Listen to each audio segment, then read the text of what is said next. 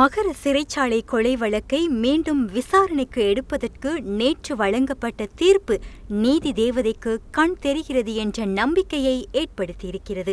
November 30 மகர சிறைச்சாலையில் 11 கைதிகள் கொலை செய்யப்பட்டு 4 வருடங்களாகின்றன. சிறை கைதிகளுக்கு மத்தியில் கோவிட் பரவத் தொடங்கியமைதான் கோவிட் தாக்குவதற்கு முன்னரே அவர்களை பரலோகம் அனுப்பி வைத்தது. சம்பவ தினத்துக்கு முன்னர் வெலிக்கடை சிறை வைத்தியசாலையிலிருந்து 112 பேர் PCR டெஸ்ட் இல்லாமலேயே மகர சிறை வைத்தியசாலைக்கு மாற்றப்பட்டனர். அதேபோல போகம்பர சிறை வைத்தியசாலையில் இருந்தும் 69 பேர் மாற்றப்பட்டனர். இதனால் நடந்த கைகலப்பின் போது மகர சிறையில் 2788 பேர் இருந்தனர். இவர்களில் 153 பேர் காயமடைந்தனர். நிலைமையை கட்டுப்படுத்துவதற்கென மேற்கொள்ளப்பட்ட துப்பாக்கிச் சூட்டில் 11 கைதிகள் கொல்லப்பட்டனர். சம்பவம் நடந்த அடுத்த நாளிலிருந்து CID-யினர் விசாரணைகளை ஆரம்பித்தனர். இதுவரை சிறை அதிகாரிகள் 224 பேர், காயமடைந்த 44 கைதிகள், 624 ஏனைய கைதிகள், 10 வைத்தியர்கள், 5 நர்ஸ்கள் என பலரிடமும் விசாரணை நடத்தி 937 வாக்குமூலங்கள் பெறப்பட்டுள்ளன. சம்பவம் நடந்ததிலிருந்து அப்போதைய அரசாங்கமும் அதனுடைய ஊதுகுழல்களும் அவர்கள் சிறை கைதிகள் இருந்தாலென்ன இறந்தாலென்ன என்ற கணக்கில் பேசின.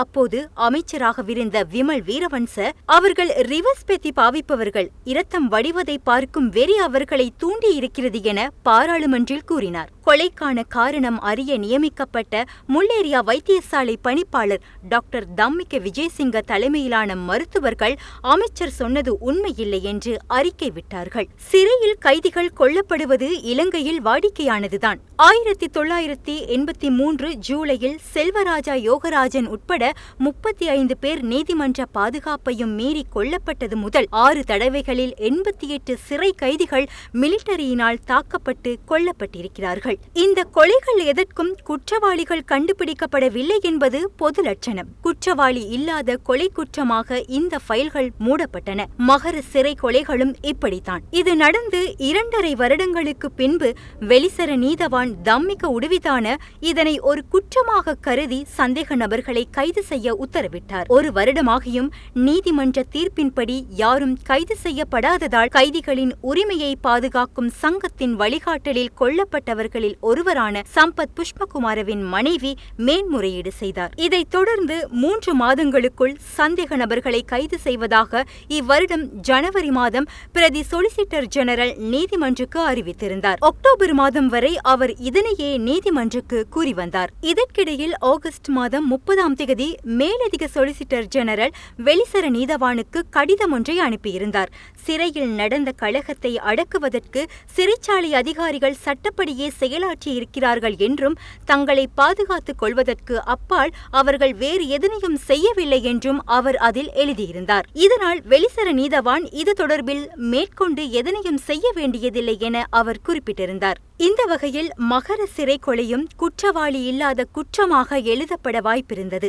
ஆனாலும் மேலதிக சொலிசிட்டர் ஜெனரலின் கடிதத்தை மீள்பரிசீலனை செய்து குற்றவாளிகளை கைது செய்வதற்கு சட்டமா அதிபரை கோருமாறு கொல்லப்பட்ட கைதியின் மனைவி மேன்முறையீடு செய்திருந்தார். இந்த வழக்கு விசாரணைக்கு வந்தபோது குற்றவாளிகளை அடையாளம் காண முடியாததால் இந்த வழக்கை முன்னெடுக்க தேவையில்லை என சட்டமா அதிபர் தீர்மானித்ததாக அவர் சார்பில் ஆஜரான பிரதி சொலிசிட்டர் ஜெனரல் ஷானக விஜயசிங்க குறிப்பிட்டிருந்தார்.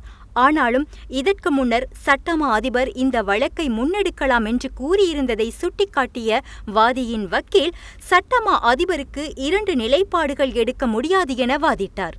இனி இந்த வழக்கை மீண்டும் விசாரணைக்கு எடுத்துக்கொள்வதாக நேற்று முன்தினம் நீதிமன்றம் தீர்மானித்தது. வழக்கு மார்ச் 17 விசாரணைக்கு எடுத்துக் கொள்ளப்பட உள்ளது. 1983 வெலிக்கடை சிறையில் தொடங்கிய குற்றவாளி இல்லாத குற்றங்களின் தொடருக்கு இதன் மூலம் முற்றுப்புள்ளி வைக்கப்படும் என எதிர்பார்க்கப்படுகிறது. இலங்கையில் சட்டத்தின் ஆட்சி உறுதி செய்யப்படும் என்ற நம்பிக்கையை இந்த வழக்கு ஏற்படுத்தியிருக்கிறது.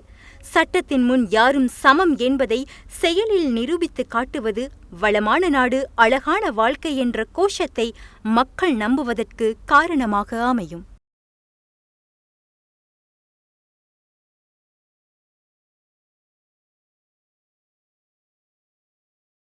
வாழ்வின் எல்லை வரை இன்பமாய் பயணிக்க பொருத்தமான துணையை தேடுகிறீர்களா? நாடுங்கள் lifebond.lk. அரசாங்கத்தில் பதிவு செய்யப்பட்ட உத்தரவாத கம்பெனி lifebond.lk. நம்பகமானது, அமானிதம் பேணுவது. நாட்டின் எந்த பகுதியில் இருந்தும் தெரிவு செய்யும் வகையில் ஆயிரக்கணக்கானவர்களின் விவரங்கள். நீங்கள் தேடுபவர் இங்கே இருக்கலாம். இணையத்தில் lifebond.lk-ஐ சர்ச் செய்யுங்கள். ரெஜிஸ்டர் ஃபார் அக்கவுண்டினை கிளிக் செய்து உங்களுக்கான கணக்கை ஆரம்பியுங்கள். கேட்கப்படும் தகவல்களை நம்பிக்கையுடன் வழங்குங்கள். நீங்கள் தேடுபவரை இலகுவாக பெற்றுக் கொள்ளுங்கள். lifebond.lk. தேடுவது கிடைக்கும், நாடியது நடக்கும்.